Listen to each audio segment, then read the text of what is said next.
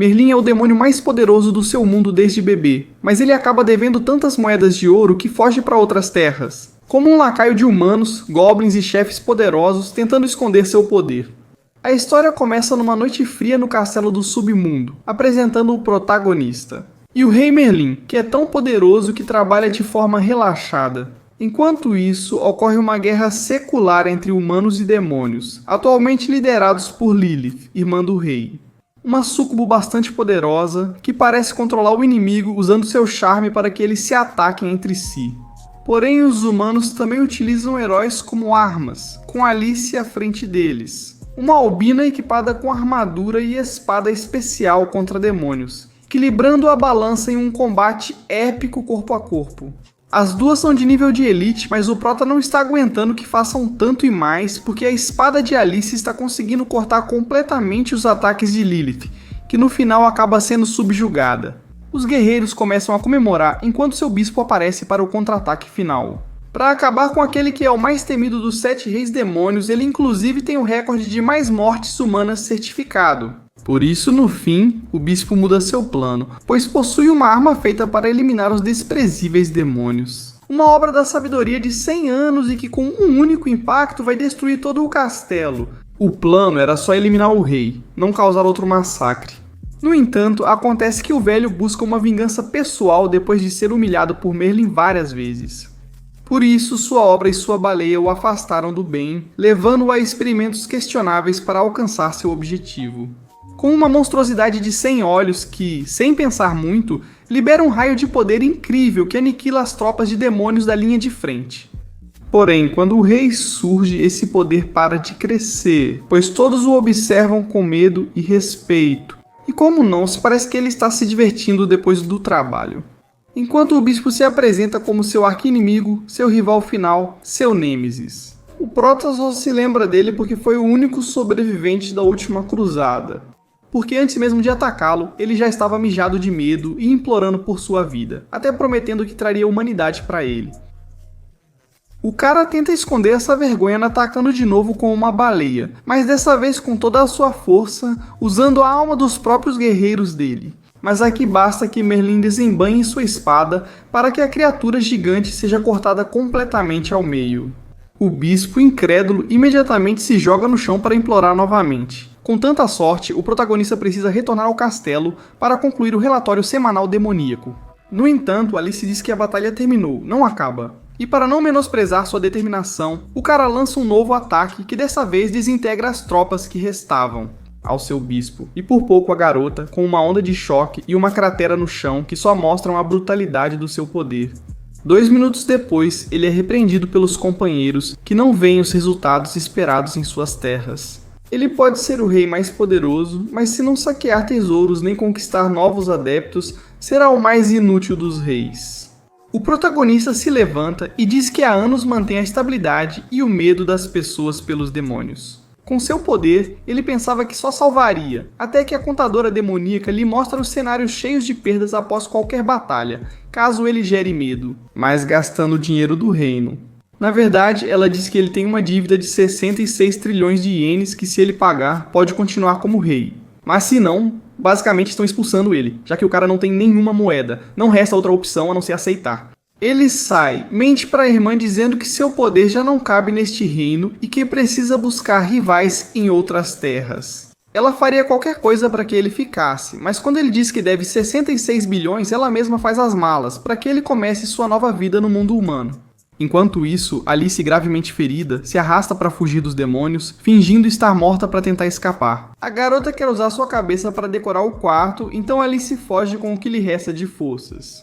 Para se divertir, Sucul manda seus 2 lobos do submundo caçarem Alice. O protagonista busca barcos para cruzar o mar demoníaco rumo a outras terras. Mas ele destruiu todos na última batalha, só restam alguns botes. À distância, ele vê uma garota perseguida por lobos, uma mulher que sempre disseram ser muito poderosa. Entre os humanos, percebe que ainda tem muito a aprender com outras raças.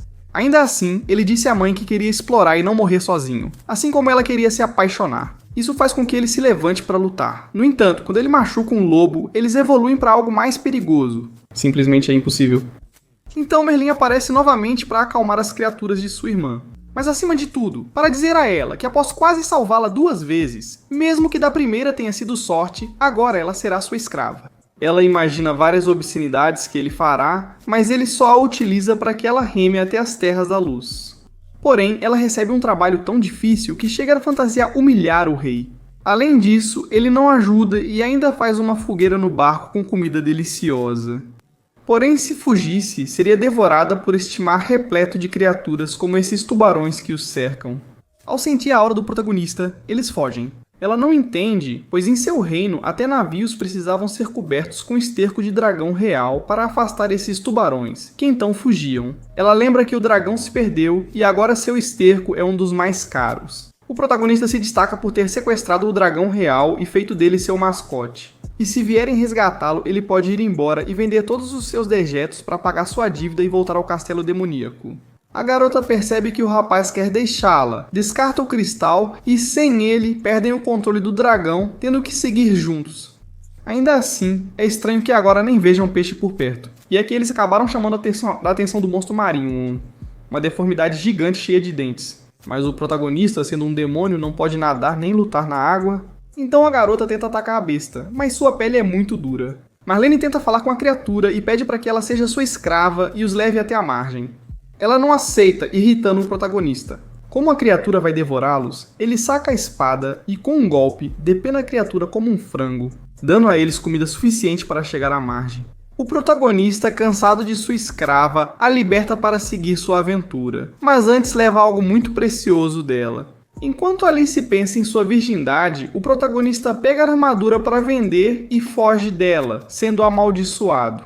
E temos um salto no tempo de 1 ano, mas antes vemos como a heroína, após retornar aos seus líderes, acaba sendo punida por seu fracasso e pela armadura que perdeu, ficando sem título e com uma dívida milionária em ouro. Por isso, depois de 12 meses, ela ainda está salvando pessoas. O problema é que ela encontra 2 da classe elite procurados do reino, e embora ela também tenha esse nível, só consegue lidar com um deles. Ela está em desvantagem até surgir um misterioso sujeito que conheceu pelos irmãos Barba-Ruiva, grandes rivais como os que ela procura. O problema é que basta ela chegar para esmagá-los, e mesmo que sejam arrogantes, se acham demais e não percebem nem aura de batalha, nem magia nela. Quando tentam atacá-los, acontece o de sempre. Sua espada aniquila completamente seus rivais. E tudo o que estiver em um raio de 500 metros, incluindo os membros que vinham ajudar. Claramente se trata de Merlin, no entanto Alice, por não ver seu rosto, sente que ele é o tipo elegante e forte que a atrai. Os boatos começam a se espalhar pela cidade sobre um herói que não é nem bom nem mal, mas é muito forte. Por isso, Merlin, sem estar muito consciente disso, passa a ter outra identidade. Mesmo assim, ele não se importa, já que o que ele realmente procura é se tornar um dos bandidos mais procurados. Mas a identidade que todos conhecem é triste, e a recompensa por ele é muito baixa. Isso é visível para Alice, que busca vingança pelas humilhações enquanto ganha dinheiro para pagar a dívida. Com a bênção de seu adorado Nightblade, a garota vai se decepcionar quando descobrir que são a mesma pessoa. Enquanto vemos Merlin na floresta, que durante o último ano gastou as moedas de ouro que conseguiu pela armadura de Alice. Agora ele está em uma situação de pobreza, onde ganhou a má fama de ladrão e mesmo assim não tem um tostão. Ele chega a uma vila na floresta para buscar comida, mas é cercado por 2 bandidos que querem roubar tudo dele. Só de olhar, o cenário já é bem triste. Pelo menos a faca que ele carrega pode servir como sucata para eles, já que não podem voltar de mãos vazias ao chefe. O protagonista afirma que terão que tirar dele primeiro, enquanto eles zombam bastante da pose dele. No entanto, também não é como se os ladrões fossem os mais fortes. Os caras conseguem fazer vários cortes, mas apenas em objetos pequenos. O protagonista acha que eles desperdiçam tempo, e ele os posiciona na direção oposta à vila para que, novamente, ao desembainhar, mostre como se faz de verdade um corte em pedaços. Enquanto isso, ele acaba confirmando que esses 2 estão se escondendo como duendes disfarçados de humanos, e mesmo que um deles acabe escapando, o protagonista não dá mais importância para eles. Está com muita fome?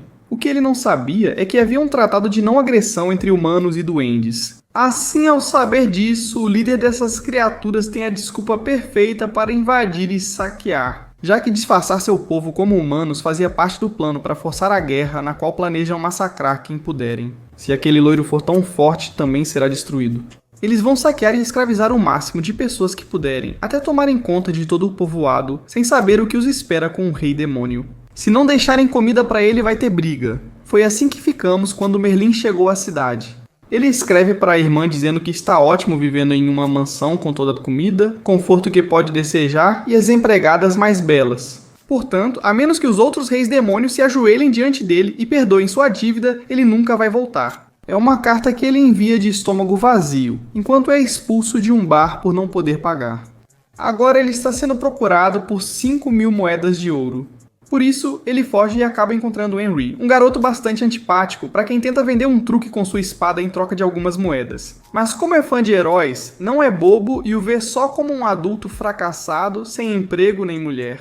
Isso o deixa irritado, mas ele não pode bater em uma criança, então só faz uma pequena brincadeira com ele. Enquanto isso, Alice chega à vila, pois mesmo sem ser heroína, conta com contatos que a ajudam a viajar entre as vilas. Mesmo assim, esses aventureiros perguntam para ele por que foi expulso sendo tão forte, e parece que um vendedor tem a resposta. Com livros sobre a heroína que se tornou escrava e com o tempo amante do rei demônio. Segredos obscuros, 5 milhões de cópias vendidas. Claire não sabe como se desculpar enquanto os aventureiros chegam ao local, já que houve avistamentos de comerciantes. Eles devem lidar com um grupo de goblins na cidade como última tarefa antes de se retirarem, sem saber o que os espera. Claire segue em frente e precisa caçar o protagonista para recuperar sua reputação. Merlin está criticando a comida de um restaurante onde ele está convencido de que pode sair sem pagar. No entanto, a chefe Marta o impede na entrada. O protagonista fica nervoso e acaba pedindo emprego. Segundo ele, nunca roubaria, é especialista em vendas e não flertaria com a chefe, mesmo enquanto flerta com ela. Ela adora o cara, perfeito para seu trabalho noturno de shows privados para mulheres. Por isso vão pagar bem pra ele tirando a comida que deve, por isso Henrique, o filho dela, vai mostrar o quarto pra ele. Merlin tenta demonstrar amor pelas crianças, mas com Henrique é difícil após o ocorrido, ele só respeita Nidalee. Por isso, quando Merlin tenta confessar pra ele que é o herói que ele tanto idolatra, ele ri muito na cara dele. O ideal é ficar no quarto enquanto os heróis vão até a floresta e descobrem que há mais do que apenas um par de goblins. Eles têm um exército forte, mas perdem por falta de cura. Então o loiro, para proteger sua noiva, elimina vários duendes. Mas surge essa bruxa, líder deles, que o subjuga facilmente com um golpe. O cara pede que façam o que quiserem com ele, mas não toquem nela. E a bruxa? Ela tem um acordo útil para ele. No dia seguinte, Merlin começa a trabalhar como garçom. Servir humanos bêbados é um insulto para um rei demônio, então por que não tomar as mulheres deles na frente dos clientes? O pior é que às vezes ele consegue, e à noite tem um monte de mulheres casadas comprando bebidas no local e se divertindo durante o show. Os homens, claro que o odeiam. Mas Marta, ao notar as vendas e a lábia do funcionário, permite que ele continue sem questionar sua identidade, inclusive sentindo-se um pouco atraída. Se não fosse porque Henry se intromete, na verdade, é por isso que ele sai furioso para treinar em uma árvore e acabar com o demônio parasita que tem em casa. Justo encontra Claire, que ouve ele descrever Justo a Merlin, e questiona se os maridos furiosos vão pagar para ele resolver isso. A garota se infiltra no show noturno, onde as mulheres estão loucas pelo loiro, que ela consegue reconhecer, mas com tanto público não pode atacá-lo, então tenta se aproximar. O problema é que ela não é muito discreta e acaba fazendo parte do entretenimento. Merlin a reconhece, mas enquanto ela tenta matá-lo, ele a domina com facilidade. Eles não precisam ser inimigos. Ela lembra a ele do mal que fez na praia e de não ter assumido a responsabilidade. Isso soa muito mal para as mulheres do público. Sem conseguir controlar a situação, eles vão para o quarto, onde Marta sabe que isso afetará seu trabalho. Enquanto isso, a garota exige a armadura pela qual está endividada, mas o protagonista diz que ficou como recompensa por salvá-la, e já vendeu e gastou dinheiro com mulheres. A garota continua chorando enquanto pensa que deveria se vingar. O rei demônio terá que continuar trabalhando por toda a vida, matando inimigos difíceis para pagar sua dívida. Merlin, ao saber de inimigos para enfrentar, pede ajuda para virar aventureiro, mas é rejeitado. Enquanto isso, Henry se aproxima da entrada da vila, onde o herói que enfrentou os goblins pede para abrir os portões. Isso nunca ocorre à noite, mas ao verem sua dor e ferimentos, abrem exceção, e logo o local se enche de goblins. A entrada e o caos chegam à vila.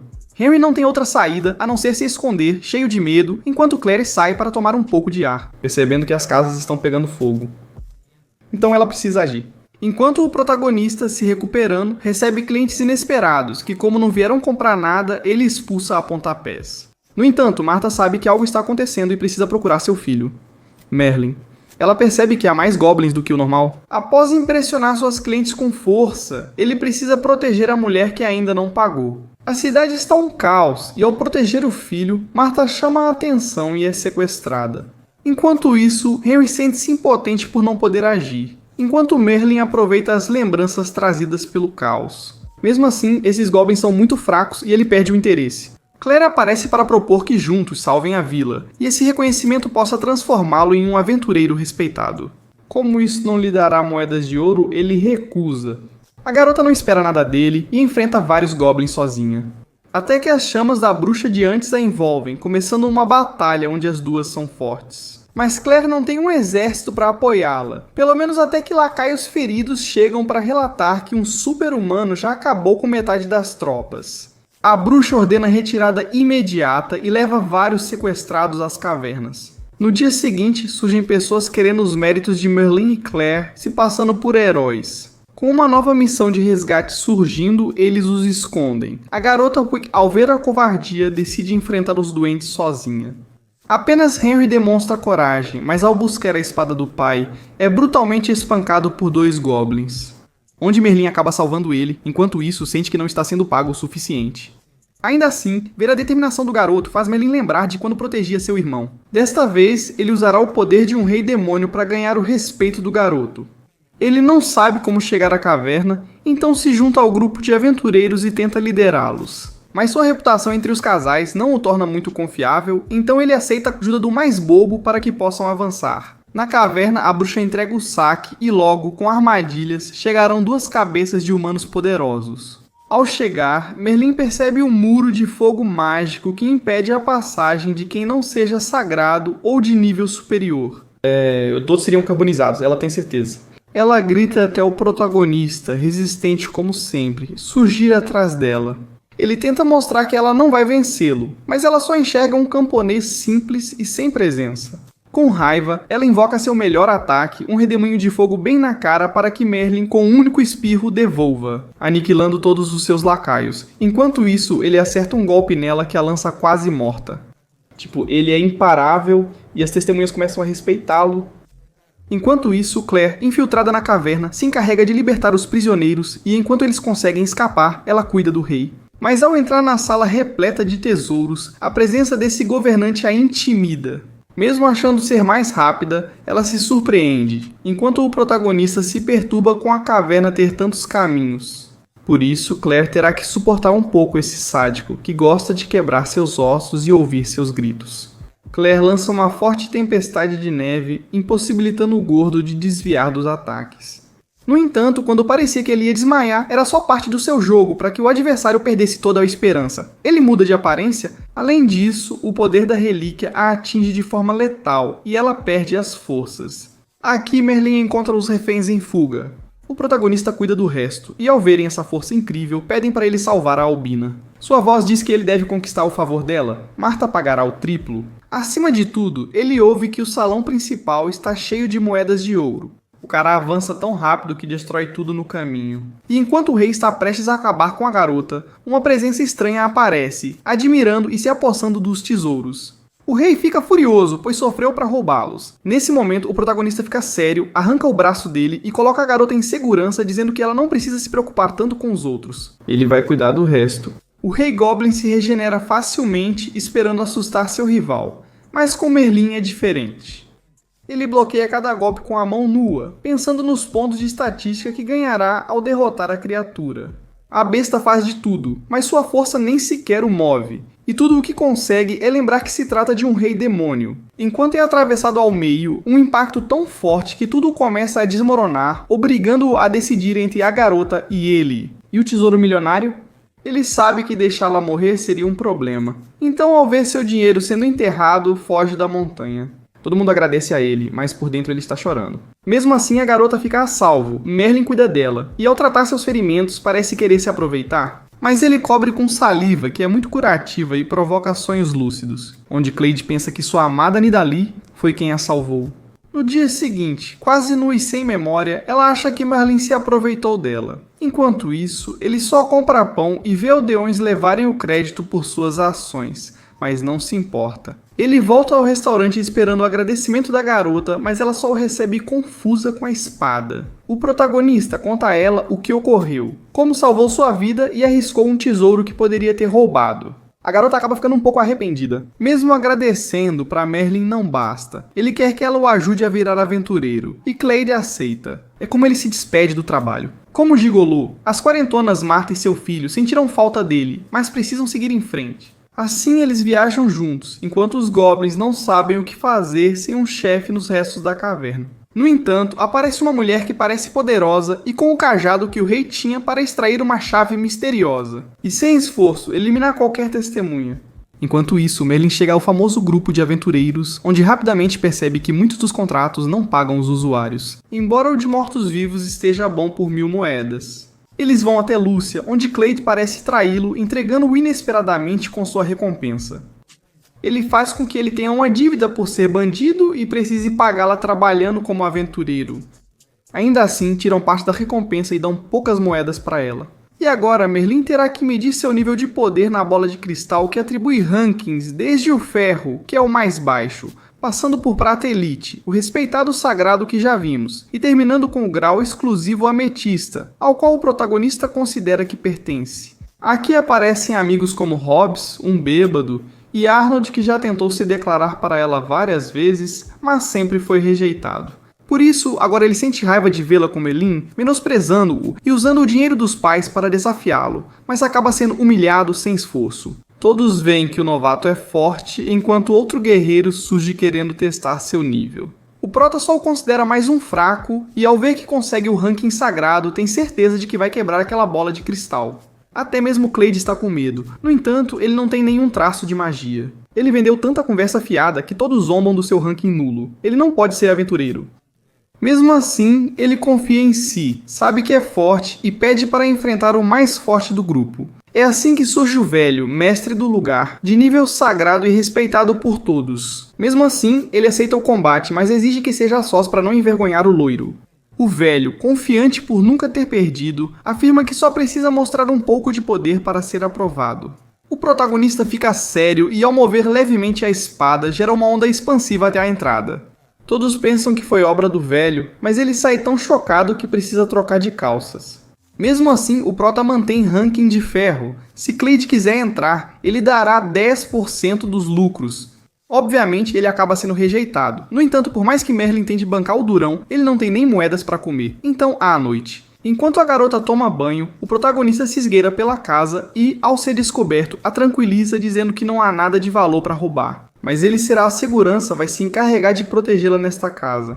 A garota não se incomoda com a ideia, até que ele diz que vai cobrar apenas a quantia de 1000 moedas de ouro por mês.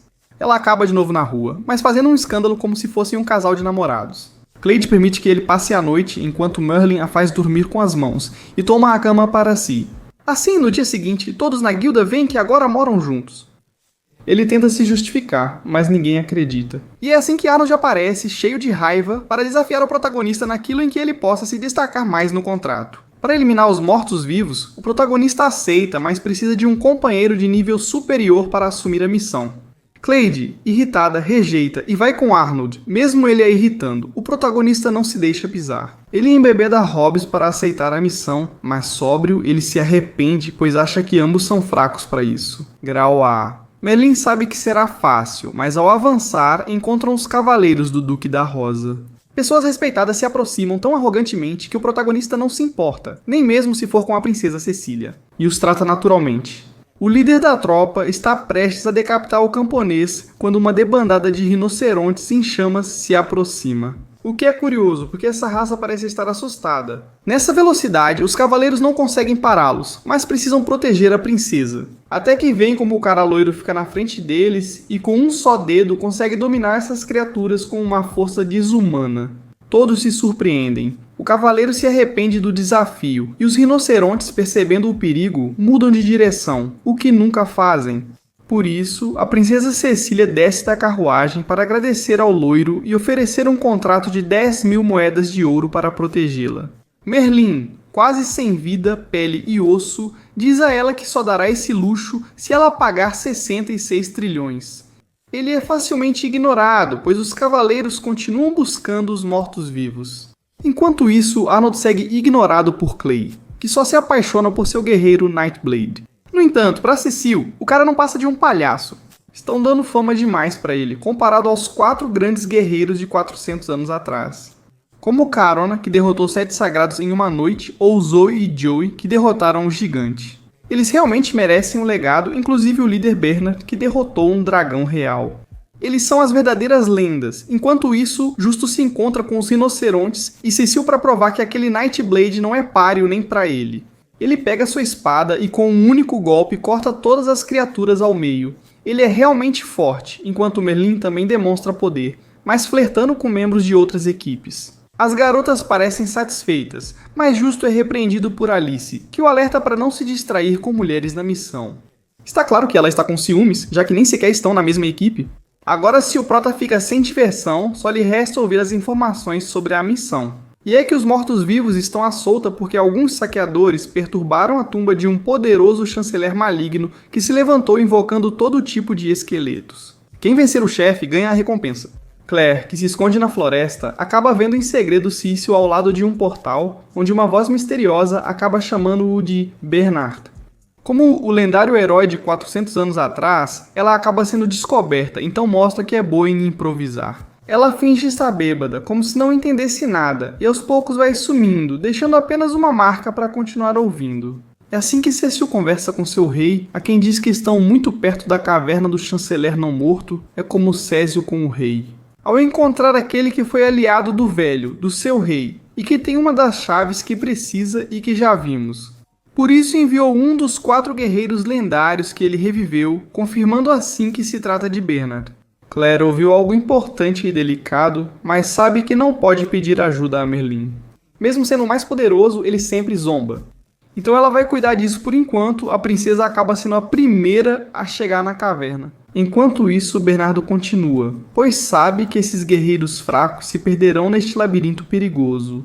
Mas ele também tem companhia. No dia seguinte, Arnoldo acorda sem seu equipamento, culpa o protagonista por levar Claire, mas percebe que a Albina quer a recompensa primeiro. Então ele se apressa enquanto Bernardo está destruindo todos os esqueletos em seu caminho, sem muita dificuldade. Então tudo que Clara faz é colocar uma espécie de selos pelo caminho, que são apenas selos mesmo. E assim eles acabam chegando até o grande salão, onde são recebidos pelo próprio chanceler, que o reconhece como o guerreiro Bernardo. Já se passaram 400 anos desde que ele ressuscitou, revela os pactos com demônios que seu rei teve que fazer para reativar seu império. Bernardo sugere que ela se junte a eles e entregue a chave. O mago está satisfeito com sua vida de invocar experimentos, mas o cavaleiro insiste em recuperar o objeto, seja pelo bem ou pelo mal. Assim começa a verdadeira batalha entre níveis sagrados extremamente destrutivos, onde Claire não pode fazer nada além de assistir, enquanto Merlin está preso no primeiro nível da masmorra. Ele é burro demais para perceber que está andando em círculos. Portanto, o melhor, usando a força dos seus punhos, é abrir caminho para baixo, pulando os andares enquanto derrota todo tipo de esqueletos. A princesa e seus cavaleiros estão mais abaixo, enfrentando criaturas poderosas. Tentam recuar, mas todos são empalados, inclusive o líder, que se sacrifica protegendo a garota. Ela não pode abandonar seu povo, implorando aos céus para que apareça alguém forte o suficiente para salvá-los. Enquanto isso, o teto se abre e surge a imponente figura de Merlin para colocar ordem no local. Por aqui encerramos este capítulo. Lembrem-se que este Donua chinês ainda está em exibição. Se chegarmos rápido aos 2.500 likes, trarei logo a continuação para vocês. História simples e divertida, com todos os elementos de comédia medieval esperados e mais. Da minha parte, espero que vocês estejam aproveitando bastante, pois essa é a minha aposta aqui no canal, já que eu gostei muito. Mas é extremamente desconhecido. Eu conheço talvez mais alguém nos comentários, não sei como vão receber, mas vejo o potencial. E se eu ver muito apoio em curtidas e comentários, vou deixar os outros episódios prontos para postar, já que tem muito material para resumir. Além disso, está no ar uma série de fantasia medieval com ótimas batalhas, comédia e que se destaca com tramas simples que surpreendem pelo quanto prendem. Além disso, como de costume, os donos entregam uma animação excelente, nas lutas ou também nas explosões do Rei Demônio. Uma nova recomendação aqui no canal para vocês aproveitarem. Se chegarmos rápido a 2.500 curtidas, preparo a continuação para vocês. Inscrevam-se para não perderem assim que sair. Obrigado por assistirem ao meu resumo, e como disse meu pai, eu abandono vocês.